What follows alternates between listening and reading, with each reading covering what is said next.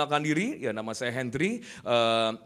Kami melayani sepenuh waktu di sebuah kota Tasikmalaya sebagai gembala. Ya, anak saya 2, yang pertama 2 SMP, yang kedua kelas 4 SD. Isi saya di depan, saudara. Ya, saya kira itu saja cukup perkenalan. Tapi yang lebih lagi, mari kita lebih dalam menangkap apa hatinya Tuhan. Saudara persiapkan, tolong buka dalam sebuah ayat di dalam kitab 2 Tawarikh pasal ke-31. 2 Tawarikh pasal ke-31. Sekali lagi, 2 Tawarikh pasal ke-31 ayatnya yang ke-20. Dengarkan baik-baik, hari-hari ini, di musim yang baru, kita berada di tahun yang baru dalam Tarikh Ibrani adalah tahun Ayin Alef, saudara. Nah, kata Alef ini dalam bahasa Ibrani bisa digambarkan, saya ulangi, salah satunya bisa digambarkan dengan sebuah gambaran sapi. Itu berbicara strong, itu berbicara kekuatan. Dengar umat Tuhan, di musim yang baru, Tuhan tidak menjanjikan keadaan yang selalu baik. Tapi Dia menjanjikan kemenangan walaupun di tengah kesesakan. Yang menangkap katakan amin. Saya ulangi, Dia menjanjikan atas hidup saudara kemenangan walaupun di tengah kesesakan. Apapun situasi dan keadaan umat Tuhan yang datang hari ini, saya percaya persiapkan diri saudara untuk alami kemenangan yang dari Tuhan, untuk alami terobosan yang dari Tuhan di musim yang baru ini. Tetapi satu pesan yang Roh Kudus taruh hari-hari ini, kalau saudara rindu melihat kemenangan, kalau saudara rindu diangkat oleh Tuhan, satu yang harus kita miliki adalah kekuatan yang dari Tuhan. Dengar, engkau harus kuat. Saya ulangi, engkau harus kuat. Dan Tuhan tidak meminta engkau menguat-nguatkan diri. Tapi Dia meminta engkau berjalan dalam kekuatan rohnya. Engkau bertindak dalam kekuatan rohnya. Engkau menghadapi setiap pergumulan dengan kekuatan dari rohnya. Engkau menyelesaikan masalah dengan kekuatan yang dari rohnya. Ketika putus asa, Tuhan menghendaki engkau kuat di dalam rohnya. Ketika engkau melihat jalan-jalan tertutup, Tuhan menghendaki engkau kuat di dalam rohnya. Ketika engkau merindukan mimpimu menjadi kenyataan, Tuhan minta engkau kuat di dalam rohnya. Pesan pada pagi hari ini, engkau harus kuat di dalam Tuhan. Baru kau akan melihat kemenangan di tengah kesesakan. Berikan kemuliaan yang paling meriah buat Tuhan. Haleluya. Seperti Dia pernah berkata kepada Yosua, ketika dia akan memasuki musim yang baru, yaitu memasuki tanah yang belum pernah dia masuki, menduduki tanah janji-janji Tuhan yang belum pernah dia duduki, menghadapi musuh yang begitu banyak yang belum pernah dia hadapi, dan dia merasa kecil. Tuhan tidak menyuruh hal-hal yang lain. Satu yang Dia suruh, kuatkan hatimu, kuatkan hatimu. Demikian pula dalam Efesus 6 ayat 10, di tengah peperangan roh yang Tuhan ingatkan, yang pertama kuat. Hari-hari ini pesan buat saudara yang datang ke tempat ini, siapapun saudara, tidak peduli umurmu berapa, tidak peduli engkau adalah jemaat atau engkau hamba Tuhan di tempat ini, tidak peduli engkau sudah melayani di mimbar atau belum saudara, tapi siapapun orang-orang benar di tempat ini, kalau kau rindu lihat kemenangan di tengah kesesakanmu, sederhana jawabannya, kita harus memiliki kekuatan di dalam roh Tuhan. Yang mau katakan amin, coba angkat tangannya tinggi-tinggi saudara, berkati kiri kanan, engkau harus kuat di dalam Tuhan. Haleluya. Ingatkan suami, ingatkan pada istri, istri pada suami. Amin. Baik, mari kita lihat untuk membuka ya apa, ada 2 hal sebenarnya, 2 poin. Ya, 2 poin yang menjadi inti yang saya sampaikan, apa yang Roh Kudus ajarkan. Supaya engkau berjalan dalam kekuatan roh Tuhan. Ada 2 hal. Tapi sebelumnya mari kita akan melihat dulu ya apa yang terjadi dengan seorang tokoh bernama Hizkia. 2 Tawarikh pasal ke-31 ayat 20. Kita akan baca bersama-sama 321. Demikianlah perbuatan Hizkia di seluruh Yehuda. Ia melakukan apa yang baik, kemudian apa yang jujur, apa yang benar di hadapan Tuhan Allahnya. Lihat saudara, Hizkia kurang apa baiknya?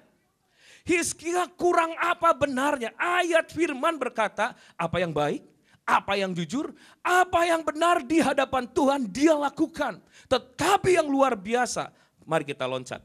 2 Tawarikh pasal 32 ayat pertama. Ya. Kita akan baca bersama-sama 2 Tawarikh pasal 32 ayat pertama.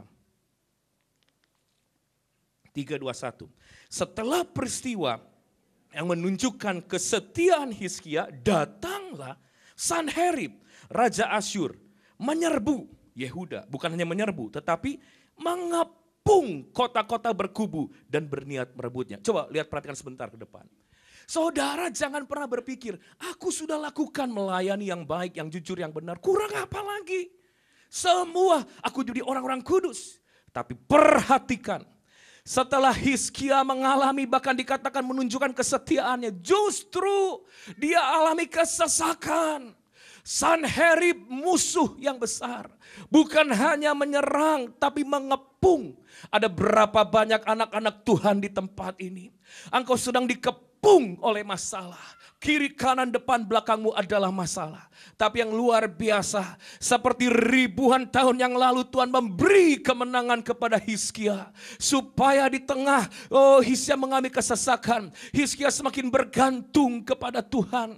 Hizkia semakin percaya, Hizkia semakin diubahkan seperti Tuhannya. Demikian pula saudara, kalau engkau sedang dikepung oleh masalah, saya percaya itu bukan untuk mematikan, menghancurkan saudara.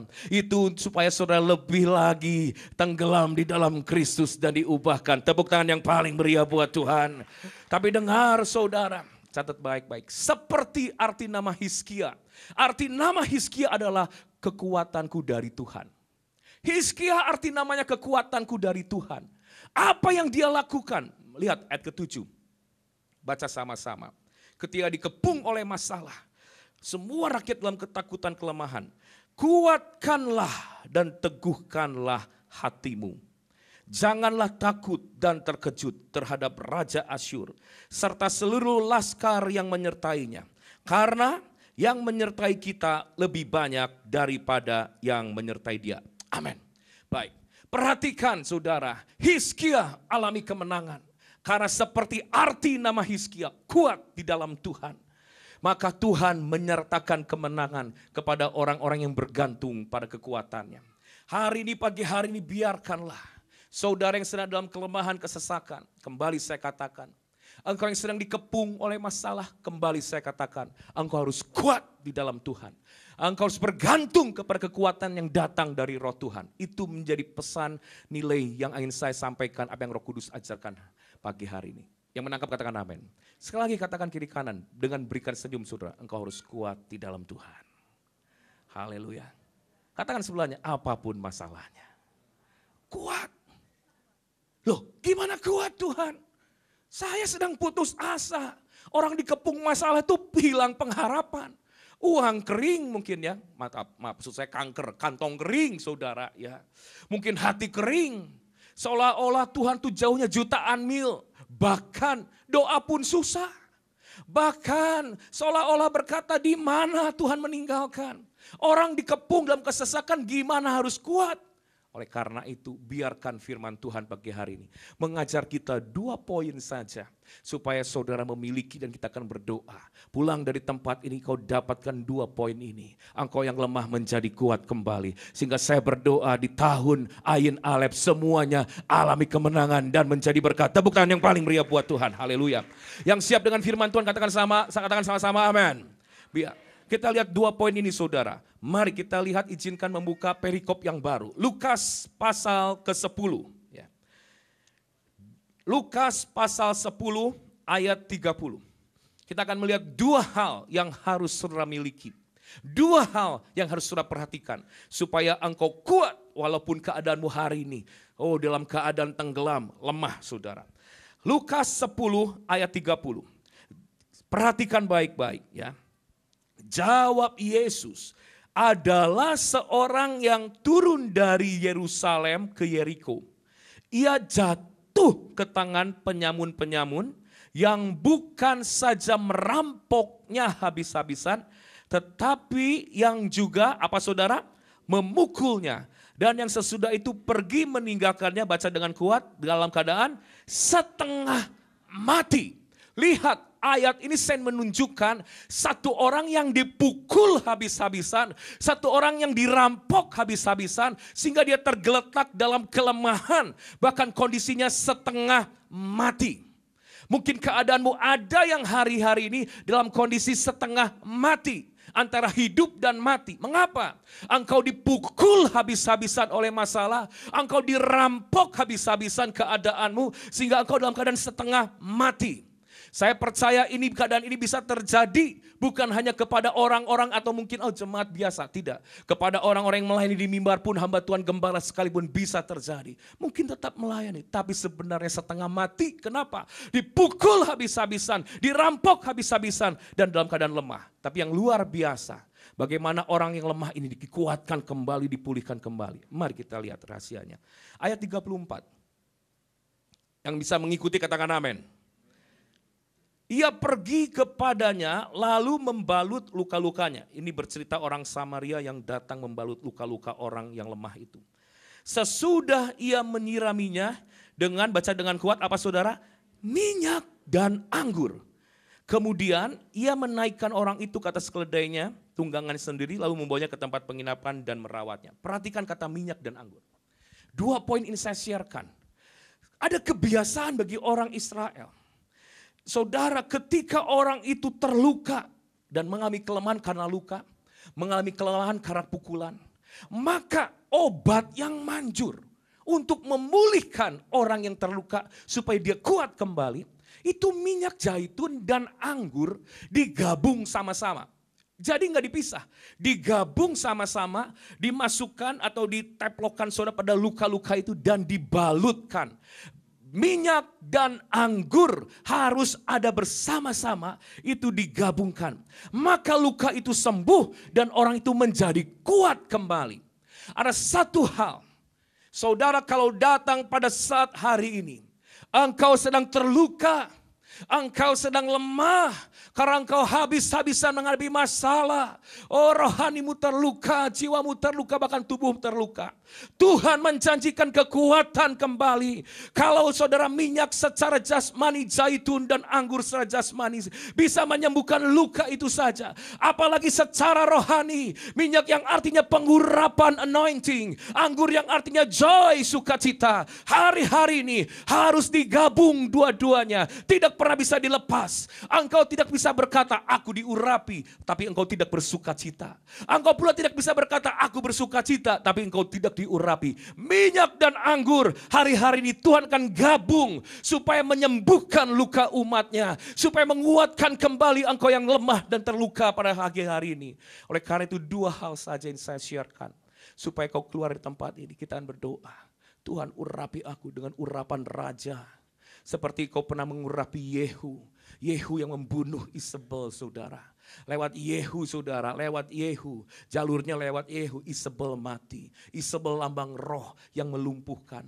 Hari-hari ini kalau engkau sedang dilumpuhkan oleh masalah, kau butuh urapan yang pernah Tuhan beri kepada Yehu. Urapan itu turun atas saudara, itu lambang minyak. Tapi juga kau butuh sukacita.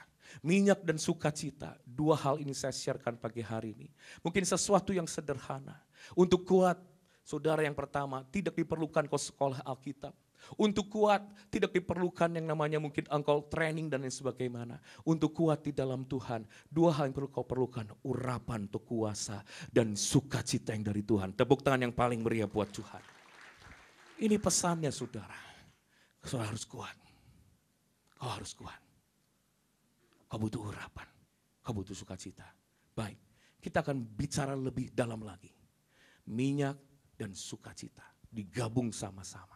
Harus kau hidupi sama-sama. Harus ada dalam kehidupanmu hari-hari. Urapan dan sukacita. Maka kau akan menjadi orang yang berbeda. Kau akan bangkit dengan kekuatan yang baru yang datang dari roh. Seperti Amsal 14 ayat keempat. Dengan sapi maka akan banyak bertambah hasilnya. Dengan kekuatan sapi akan bertambah banyak hasilnya. Amsal 14 ayat 4. Ketika kau hidup dengan pengurapan dan sukacita dari Tuhan, engkau yang lemah, engkau yang terpukul, engkau yang dalam keadaan setengah mati sekalipun, kau akan bangkit kuat. Dan akibatnya lewat kekuatan yang dari roh Tuhan, seperti Amsal berkata, engkau akan mengalami increasing, pertambahan di tahun ini dalam segala hal. Pertambahan dalam segala hal. Yang mau mengalami katakan amin. Tepuk tangan yang paling meriah buat Tuhan. Haleluya. Minyak dan anggur, urapan dan sukacita. Mari kita akan bicara lebih lagi. Saya menyampaikan apa yang Roh Kudus ajarkan. Sesuatu mungkin hal-hal yang sederhana, tapi ini yang perlu saudara miliki untuk mengingatkan gerejanya, jemaat Tuhan di tempat ini. Amin. Kita bicara soal anointing, pengurapan. Catat baik-baik. Pengurapan bisa tinggal dalam hidup kita. Kalau engkau jangan hanya berpikir ketika berdoa, buka tangan, urapan turun, minyak ditaruh, saudara sudah tinggal dalam pengurapan. Salah saudara.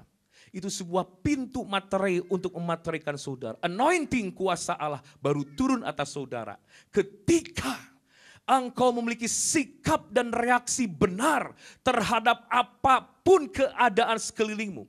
Sikap dan reaksi benar orang-orang benar hari ini akan menentukan anointing itu tinggal di dalamnya. Orang itu berjalan dalam pengurapan yang bertambah-tambah atau tidak. Contohnya seperti apa? Saya mau bertanya, orang terkuat dalam Alkitab namanya siapa? Simson. Bukan Samson dari Betawi, sudah Simson. Simson kuat karena kenapa? Anointing, urapan. Amin. Karena pengurapan. Dan kenapa urapan itu hilang? Dia bereaksi salah.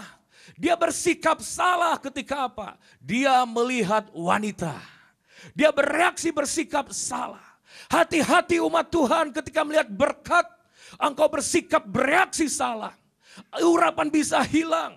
Tetapi ketika apapun diperhadapkan dengan saudara, sikap dan reaksi kita sebagai orang benar adalah benar. Saya percaya kau akan tinggal dalam pengurapan dari Tuhan. Yang menangkap dengan saya katakan amin. Demikian pula Saul. Saul itu kurang apa? Diurapi dari bahu ke atas. Tidak ada yang lebih baik dari antara pemuda Israel. Saul dalam keadaan baik dan pengurapan. Tapi anointing itu hilang ketika apa? Dia melihat Goliat dan dia bereaksi salah. Dalam ketakutan, anointing hilang. Saya berkata hari ini, mari saudara berkomitmenlah. Berkomitmenlah saudara supaya kau bersikap bereaksi benar. Apapun situasinya. Maka pengurapan yang kau dapatkan ketika kita berkumpul bersama-sama. Tuhan mencurahkan minyak membalut lukamu. Di tempat ini dalam hadirat Tuhan. Engkau keluar di rumahmu. Engkau bersikap benar, bereaksi benar apapun tantangannya. Saya percaya engkau akan hidup tinggal dalam pengurapan Tuhan. Yang mengerti katakan amin. Saudara, ada satu kelompok angsa berleher panjang, saudara. Dalam satu hari, dia bisa terbang melampaui 3 negara. Bahkan dia menembus apa yang dikatakan mustahil oleh ilmu pengetahuan. Ilmu pengetahuan berkata tidak ada satu ekor burung atau makhluk hidup yang bisa menembus terbang ketinggian 30.000 kaki. Karena di sana lapisan oksigennya menipis, saudara. 30.000 kaki kurang lebih sekitar 10 kilometer, saudara. Tapi suatu kali, apa yang dikatakan oleh ilmu pengetahuan itu ternyata ditembus oleh siapa? Sekelompok leher angsa. Ketika dia menghadapi musim yang kering, dia menghadapi situasi yang sulit, mereka harus terbang. Dan mereka terbang dalam satu hari, melintasi 3 negara sekaligus, saudara. Dan dia terbang di atas ketinggian pegunungan Himalaya. Di atas menembus angka 30.000 kaki. Semua kaget, semua bingung apa penyebabnya. Waktu diselidiki oleh para ahli, saudara tahu, sederhana penyebabnya. Sekelompok angsa ini, dia memiliki darah yang berbeda. Darah yang lain dibandingkan burung-burung yang lain. Darah dari kelompok angsa ini, dia bisa menyimpan oksigen lebih banyak dibandingkan burung-burung yang lain. Sehingga dia bisa menembus di atas rata-rata.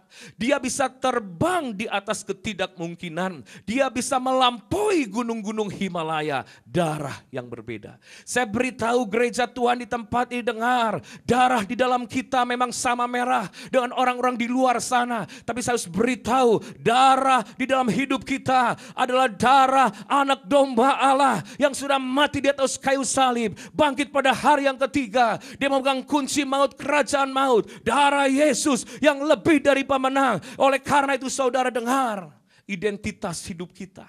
Percaya. Kita punya darah Yesus. Bersikaplah benar. Bereaksilah benar. Ketika menghadapi Goliat.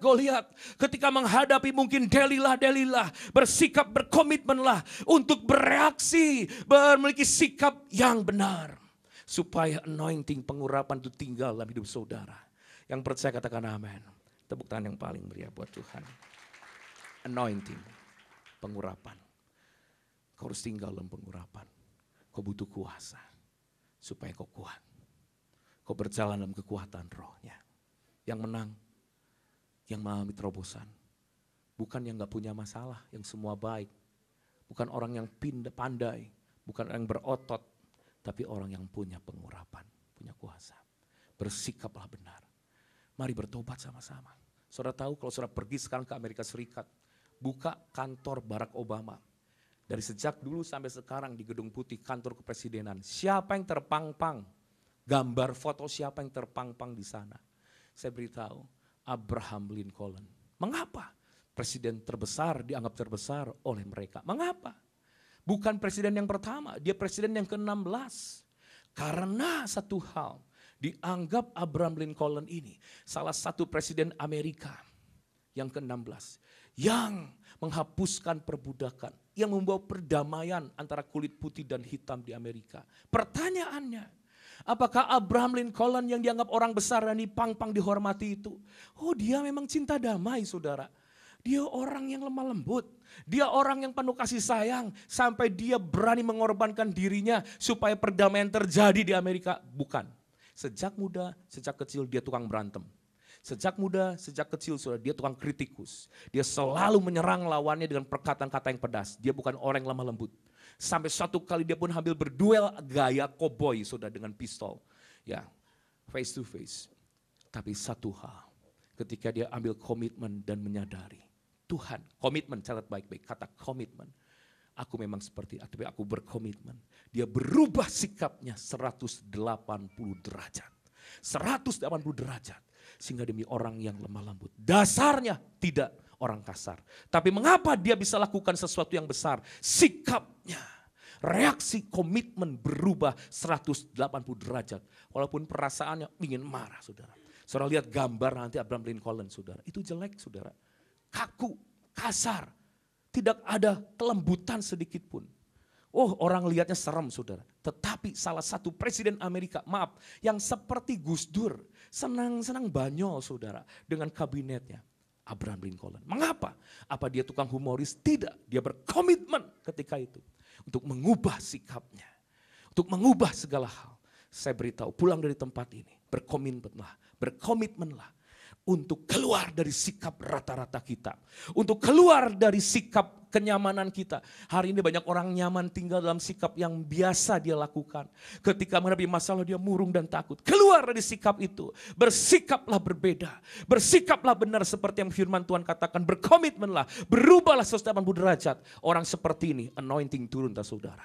Kalau pengurapan sudah turun kau pasti kuat. Tepukan yang paling meriah buat Tuhan Yesus. Haleluya. Siapa yang bisa menangkap katakan amin. Katakan kira kau harus kuat. Untuk kuat butuh dua hal. Apa saudara? Minyak dan anggur harus digabung. Saya berbicara soal anointing minyak saudara. Kita akan berdoa pulang dari tempat ini. Kita minta pengurapan raja turun. Boleh saya sisipkan sedikit saudara. Pewahyuan yang didapat di 2 Raja-Raja 9. Untuk menutup poin pengurapan ini. Poin minyak ini. Sebelum kita masuk dalam poin anggur sukacita. Baik saudara, tolong buka dulu 2 Raja-Raja pasal 9. Bisa menangkap saudara ya, memahami baik. Ya, haleluya. 2 Raja-Raja pasal 9. Kita akan lihat sebentar saudara, dari Yehu. Yehu itu orang biasa, panglima. Tapi dia diangkat jadi raja karena anointing. Dia mengalahkan keluarga Ahab tuannya. Dia membunuh Isabel yang selama ini menjadi legenda di Israel, tak terkalahkan. Dia bisa kuat menghancurkan spirit itu. Dari mana? Anointing pengurapan. Pertanyaannya, saudara perhatikan, sebelum Yehu terima anointing raja, pengurapan raja, apa yang terjadi dalam hidupnya? Saudara coba, kita akan baca ayat 9, pasal 9 ayat pertama. 2 Raja-Raja 9 ayat pertama dan ayat kedua. Kita akan tutup poin pertama ini saudara di ayat ini. Sebelum kita masuk di dalam joy sukacita. 2 Raja-Raja 9 ayat pertama. Kemudian Nabi Elisa memanggil salah seorang dari rombongan Nabi dan berkata kepadanya, ikatlah pinggangmu, bawalah buli-buli berisi minyak ini dan pergilah ke Ramot Gilead. Ayat kedua. Apabila engkau sampai ke sana, carilah Yehu bin Yosafat bin Nimsi. Masuklah, ajak dia bangkit dari tengah-tengah temannya dan bawalah dia ke ruang dalam. Perhatikan saya sebentar ke depan. Oh, saudara perhatikan, yang diperintahkan seorang nabi no name, tanpa nama. Bahkan kalau saudara baca ayat selanjutnya di bawah, teman-teman Yehu mengejeknya dengan kata orang gila. Mungkin penampilannya tidak meyakinkan sebagai hamba Tuhan, lebih mirip orang gila dibandingkan nabi. Sehingga teman-temannya kalau saudara baca lanjut di bawah, siapakah orang gila itu saudara? Tapi yang luar biasa, cara bagaimana Yehu menerima pengurapan. Nabi muda ini yang dianggap dalam penampilan mirip lebih seperti orang gila. Dia datang kepada Yehu. Saudara bisa lihat saya sebentar. Kemudian dia menarik Yehu saudara. Keluar. Dia tarik keluar dari kawan-kawanan. Kawan-kawan dan Yehu sedang tinggal di pelataran saudara. Masuk dibawa ke tempat yang lebih dalam. Ketika Yehu mau meresponi. Ketika Yehu mau meresponi seseorang yang dalam penampilan seperti orang gila itu. Ini lambang apa? Yehu punya komitmen, dia keluar dari kawanan. Dia keluar dari sikap rata-ratanya. Dia keluar dari ketakutannya. Ini berbicara, dia keluar dari segala hal yang sedang mencekam kita. Bersikap berbeda. Ketika itu baru anointing dilepaskan. Yang memahami katakan amin. Kapan anointing dilepaskan? Humble, rendah hati. Teman-temannya berkata, siapa orang gila itu? Tapi Yehu, dia mau tunduk dan taat. Untuk mengikuti keluar, dipisahkan dari pelataran. Masuk di ruang yang tempat lebih dalam dan anointing. Humble. Kalau saudara mau pengurapan di tahun ini. Di tahun Ayin Alem. Supaya engkau punya kekuatan. Ingat, dengan kekuatan sapi Amsal 14, kau akan bertambah. Dan kekuatan dari roh Tuhan. Ada pertambahan kemenangan. Engkau butuh anointing. Yang luka mau setengah mati pun dengan minyak itu sembuh. Yang luka setengah mati pun tempatnya yang lemah. Dengan pengurapan kau akan disembuhkan hari ini. Kau akan dikuatkan kembali hari ini. Amin. Tapi jangan lupa, minyak tidak sendirian. Minyak butuh anggur digabung sama-sama. Mari kita masuk dari kata anggur. Anggur adalah sukacita. Tolong saudara jalani hidup saudara setiap hari dengan kata sukacita. Katakan sama-sama dengan saya sukacita.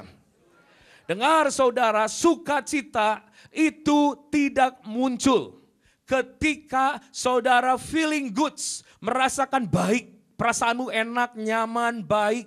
Everything it's okay. Segala sesuatu berjalan dengan lancar dan baik. Dengar, sukacita itu datang ketika engkau tidak punya lagi pegangan untuk menggantungkan hidupmu. Selain hanya kepada rohnya. Selain engkau hanya bergantung kepada firman-Nya. Selain engkau bergantung dan mempercayakan diri kepada janjinya. Selain engkau bergantung dan mengandalkan namanya. Selain engkau bergantung dan mengandalkan darahnya, Yesus Kristus, saudara. Disitulah joy, sukacita. Jangan heran ketika engkau hari ini seolah-olah dibuat panik, hilang segala sesuatu. Engkau dilatih untuk memiliki sukacita yang sejati yang datang dari Yesus. Ketika engkau hanya berserah total, hidup saudara hanya bergantung. Dan lewat percayamu itu saudara, engkau mulai rasakan damai. Itu joy. Baik, mari kita lihat Nehemia 8 ayat 11 saudara. Kita akan masuk di dalamnya. Nehemia pasal 8 ayat 11, ayat yang sering kita baca. Kitab Nehemia pasal 8 ayat yang 11. Haleluya, haleluya. Firman Tuhan berkata, janganlah engkau bersusah hati, bersukacitalah karena Tuhan. Karena sukacita karena Tuhan adalah kekuatanmu. Perlindungan, kekuatan. Katakan sama-sama dengan saya kekuatan. Katakan sekali lagi daya tahan. Dengar, sukacita orang benar karena Tuhan itu adalah daya tahan orang benar di akhir zaman. Saya mau bertanya, kalau orang yang sakit pilek, ya, sakit pilek itu berbahaya apa tidak? Siapa yang berbicara sakit pilek itu berbahaya? Boleh angkat tangan, saya mau lihat fellowship saudara. Siapa yang bilang sakit pilek berbahaya Pak? Angkat tangan. Oh enggak ada yang bilang. Siapa yang bilang sakit pilek itu tidak berbahaya? Angkat tangan. Oh ada beberapa orang, terima kasih untuk responnya saudara. Tetapi saya katakan tergantung. Maaf, kalau orangnya itu dia sakit, permisi, HIV.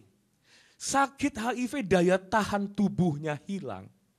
Maka sakit pilek yang kecil pun itu bisa sangat membahayakan. Yang mengerti dan saya katakan amin. Tetapi kalau orang itu punya daya tahan, flu babi, virus sekalipun itu tidak mempan dalam hidupnya. Saya beritahu buat saudara, kalau orang benar punya daya tahan, saya katakan, engkau masalah segede apapun juga engkau akan terus maju dan bukan mundur. Engkau akan terus naik dan bukan turun. Engkau akan menghadapi dengan roh yang menyala-nyala kalau kau punya daya tahan. Amin. Tapi kalau engkau gak punya daya tahan, dengarkan, masalah sedikit saudara, masalah tabung gas bocor, masalah mungkin pipa ledeng bocor, masalah baterai handphone ngedrop saudara, masalah mungkin aki mobil habis gak mau di starter, itu akan merampok segala sesuatu dalam hidup kita damai sejahtera, amin. Tapi kalau kau punya sukacita, masalah apapun kau akan pasti menang. Karena sukacita adalah daya tahan. Suatu kali selesai ibadah pertama memasuki ibadah kedua saudara, saya masih ingat. Ada seorang ibu menemani ya, diakonis waktu kami itu ada di ruang khusus sudah, dia bertanya, Pak Hendri usia berapa ya? Oh saya usia 38 tahun. Wis masih muda ya Pak. Tapi hati-hati Pak, kalau masih muda jangan habis-habisan melayani. Kenapa? Nanti kalau sudah tua tubuhnya bisa ambruk. Oh tapi tante lain, tante ini baru pulang dari Amerika. Waktu terbang perjalanan mungkin hampir sehari. Begitu turun, tante masih kuat. Tante masih kuat sampai orang Amerika bertanya, kenapa kuat? Karena begitu turun, tante bisa langsung jalan-jalan shopping di mall-mall di sana. Tante masih kuat dalam hati saya. Ya maklum saudara, perempuan saudara. Selemah apapun begitu lihat mall, langsung kuat kembali. Ya Pak, ya saudara. Nah tapi tante ini berkata, benar loh, tante ini jarang pilek. Jarang batuk, sehat. Kenapa? Tante setiap hari makan suplemen. Wah suplemennya bagus loh Pak Henry. Harus makan. Sehari makan 2, pagi dan malam. Suami tante makan, anak-anak makan.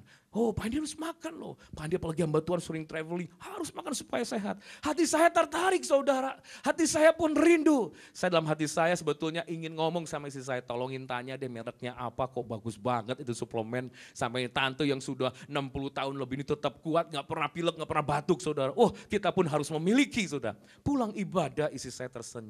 Kenapa tersenyum? Itu soal suplemen. Oh ya suplemen. Mereknya apa?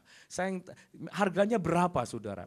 Karena yang paling penting adalah harga. Merek nomor 2 saudara. Harganya berapa? Oh Pak ini harganya katanya murah. Kenapa? Hitungan kurs dirupiahkan. Itu 1 biji jatuhnya itu per butir adalah si peceng. Berapa? 400.000 rupiah. Saya mulai mikir kalkulator jalan saudara. Di rumah saya ada 4 orang ya 4 orang. Dan anjing 2, anjing gak usah dikasih saudara. Ya, 4 orang saya, istri dan 2 anak. Sehari makan 2. Berarti 1 hari butuh berapa butir saudara? 8 butir. Harga per butir berapa? 400.000 rupiah. Saya ngitung, 1 hari berarti butuh berapa? 3.200.000 rupiah hanya untuk suplemen. 1 bulan berapa? 96 juta untuk suplemen saudara. Wah saya tersenyum malu saudara. Malaikat pun tersenyum, rasain loh. Suplemen dari dunia mahal. Tapi suplemen dari surgawi sukacita karena Tuhan. Itu akan memberikan daya tahan bukan hanya buat tubuhmu. Tapi jiwa dan roh. Bahkan perlindungan buat seluruh keluargamu. Itu bukan yang paling meriah buat Tuhan Yesus. Joy. Mereka itu jangan heran minyak dan anggur digabung. Pengurapan butuh. Tapi dengar hari ini. Engkau harus bergerak. Engkau harus mengerti pewahyuan tentang sukacita. Sesuatu yang sederhana. Tetapi itu mungkin daya tahan saudara. Apa rahasianya supaya kita banyak bersukacita saudara? Kejadian 4 ayat ke-7. Ya, catat saja, Kejadian 4 ayat ke-7 untuk menghemat waktu. Di situ Tuhan berkata, Tuhan tuh keki. Kain sama Kain. Kok muka kamu cemberut saja sih? Habil sudah mati saudara. Kok mukamu cemberut saja? Kalau mukamu sepet gak pernah tersenyum, lihat dosa mengintip. Nah ternyata orang benar itu, salah satu yang disukai oleh orang benar. Ketika orang benar itu tersenyum saudara. Saudara mau bersukacita? Latih untuk tersenyum. Berikan senyum kiri dan kanan saudara. Oh iya, coba saya mau lihat dulu. Ngomong apaan tuh hamba Tuhan? Wah saudara, bukan saya takut, Roh Kudus juga takut melihat jemaat yang tapi enggak, di tempat ini saya lihat jemaatnya. Wah responsif saudara, penuh senyum saudara. Benar, banyak tersenyum. Di apa-apakan latih tersenyum. Disenggol mobilnya. Ayo. Saya pernah diajak teman, saudara. Diajak teman. Ya, baru ketemu setelah sekian lama kuliah. Pakai mobil barunya dia, saya duduk sebelahnya. Begitu dia masuk, saudara, itu angkot agak mepet. Saya kaget, karena teman saya udah berubah kenapa. Dulu orangnya sangat baik, tiba-tiba sekarang ya dia buka jendela. Bukan jendela yang dia, jendela di depan saya. Karena angkotnya sebelah itu. Dia buka jendela, dia keluarkan apa? Dia keluarkan ininya. Awas lo minggir lo, jangan dekat-dekat mobil saya. Mentang-mentang Mike Percy, saudara. Awas lo minggir, jangan dekat mobil saya. Wih, saudara. Tapi saya percaya orang benar di tempat ini enggak. Begitu disenggol sedikit, awas saudara, tersenyum saja. Di rumah saya, saudara. Ini rumah saudara ya. Itu di tetangga saya ini baru dikontrakan jadi baru. Ada salah satu namanya terapi ya. Saya nggak usah sebut namanya, tapi lakunya minta ampun. Itu terapi lakunya minta ampun. Ya terapi dengan apa saudara ya, itu tetangga. Lakunya minta ampun dari subuh jam 4 itu udah ngantri orang saudara. Jadi yang menjadi masalah, selalu yang namanya mobil-mobil parkir, namanya juga tempat baru, ya namanya juga pasien-pasien baru, dia parkir di mana dia mau yang ada. Selalu parkir di depan rumah saudara. Begitu buka pintu mau keluar mobil, aduh ada mobil. Hamba Tuhan saudara ya. Oh mereka semua tahu ini ajengan ya, ini kiai. Oh kita harus belajar tersenyum saudara. Ya istri saya datang, mah tolong. Ya dia datang ke tempat terapi, maaf tolong itu mobilnya yang halangi saudara. Orang terapinya yang sering marah, ganggu aja saudara. Justru yang ganggu dia mobilnya di depan saya saudara. Akhirnya udah dipindahkan. Itu dalam satu hari bisa 4-5 kali saudara. Dan Tuhan melatih kita untuk tetap tersenyum.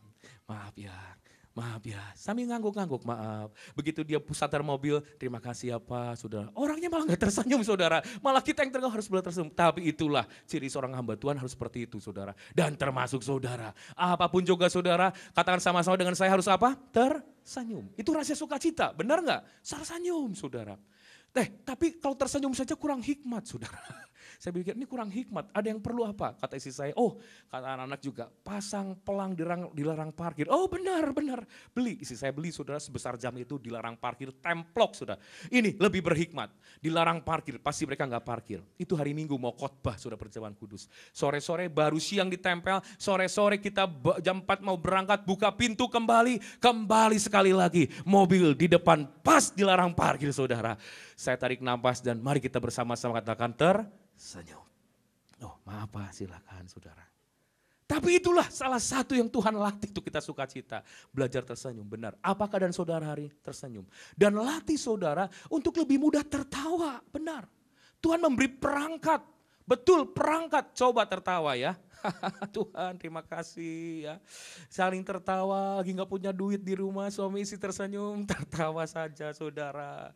Udah gak punya duit saudara, itu minyak wangi yang paling disayang jatuh dan pecah habis, gak bisa beli lagi. Tertawa saja, haleluya. Sebab Tuhan Yesus itu selalu baik saudara ya. Itu hal-hal yang praktis. Benar, lakukan itu. Ya.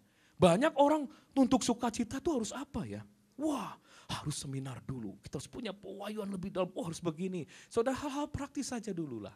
Orang benar tuh harus tertawa, ya, mudah tertawa. Ya, coba berikan senyum lagi kiri dan kanan. Oh iya, kalau saudara nggak bisa tersenyum tertawa, mana bisa sukacita? Kumis boleh tebal, wajah boleh seram saudara, rambut boleh gondrong. Tapi soal tertawa dan tersenyum itu kesukaannya Tuhan. Tepuk tangan yang paling meriah buat Tuhan Yesus, haleluya. Amin, anggur bicara sukacita. Oh banyak bersyukur, banyak. Nanti saudara buka ayatnya, Mazmur 50 ayat 14 dan 16. Kalau saudara mau ditolong di tengah kesesakan, Mazmur 50 ayat 14 dan 15, catat saja. Ya, waktu saya sebentar lagi habis. Mazmur 50 ayat 14 dan 15. Kalau saudara mau ditolong di tengah kesesakan, baca saya di sana. Ngomongnya apa? Dikatakan persembahkanlah syukur sebagai korban. Maka ketika engkau dalam kesesakan, Tuhan akan menjawab, melepaskan engkau, bahkan engkau akan memuliakan aku. Tuhan berjanji, lewat kesesakan engkau bukan hanya akan ditolong, tetapi engkau akan dipakai. Lewat kesesakan itu engkau akan memuliakan nama Tuhan. Yang mau katakan amin. Satu syaratnya, yang perlu engkau lakukan di tengah kesesakan adalah bersyukur. Persembahkanlah syukur sebagai korban. Maksudnya apa ayat ini? Bukan ketika engkau toko lagi rame, kangkau lagi banyak, dapat undian mobil terus berkata, terima kasih Tuhan Yesus baik, Tuhan Yesus baik. Apakah syukur seperti yang dimaksud di ayat ini? Enggak. Tapi justru ketika engkau mengalami hantaman, diserang kiri dan kanan, engkau sepertinya ditinggalkan. Dan kau berkata, aku bersyukur. Karena aku sepakat dengan agendamu. Aku sepakat dengan kehendakmu dan rencanamu. Biarlah itu yang terjadi. Terima kasih Tuhan, selalu ada kebaikan di balik semua ini. Bersyukur. Orang yang bersyukur saudara, saya percaya dia akan sangat kreatif dalam hidupnya. Amin. Banyak bersyukur. Tolong ucapkan syukur supaya anggur. Saudara akan terima minyak dan anggur harus ada sudah. Minyak dan anggur waktu digabung. Engkau akan disembuhkan dari luka saudara. Tepukan yang paling meriah buat Tuhan Yesus. Haleluya.